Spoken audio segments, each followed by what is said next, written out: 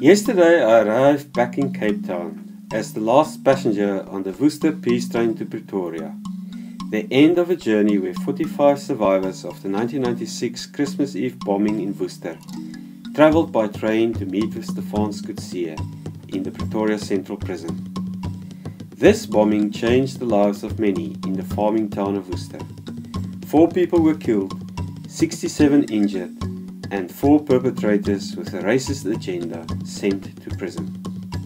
Since then, the stories of the survivors have been largely forgotten, hidden within South Africa's larger, difficult past. The survivors requested for a meeting where they could tell Stefans of how this horrific event had affected their lives and to hear why he had targeted them. For many survivors, the last 16 years have been a struggle, with deep grief for the loss of children, family members, and safety. Some survivors are burdened with physical injuries, worsened by high medical bills and reduced capacity to work. By pleading guilty, the perpetrators did not explain their motives, leaving survivors with unanswered questions. When life is shattered by unexpected violence, such gaps in information may make the process of grieving difficult. When I listened to Stefans on Thursday, I saw myself in him, a white Afrikaner who has to take responsibility for the legacy of 46 years of apartheid violence.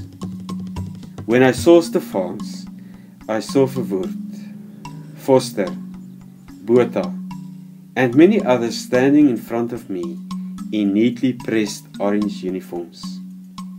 They were just a few of the people that created the fertile soil for the growth of the hate ideology that motivated the heinous crime that Stefans committed. He is currently paying for his crime, which is more than can be said of those who influenced him.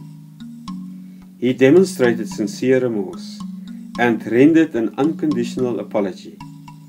Even de Klerk can learn lessons from him. In planning the trip, the travellers said that they hoped that Worcesterians would be inspired to move forward in the process of healing.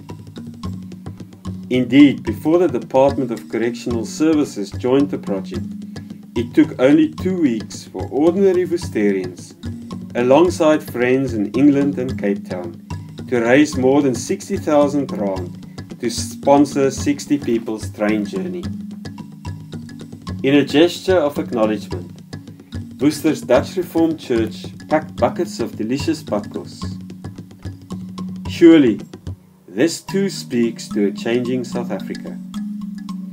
Many travellers felt ready to forgive Stefans, and some were not ready, and some remain very angry. It is this complexity that all South Africans need to consider, as the pain remains very deep for many.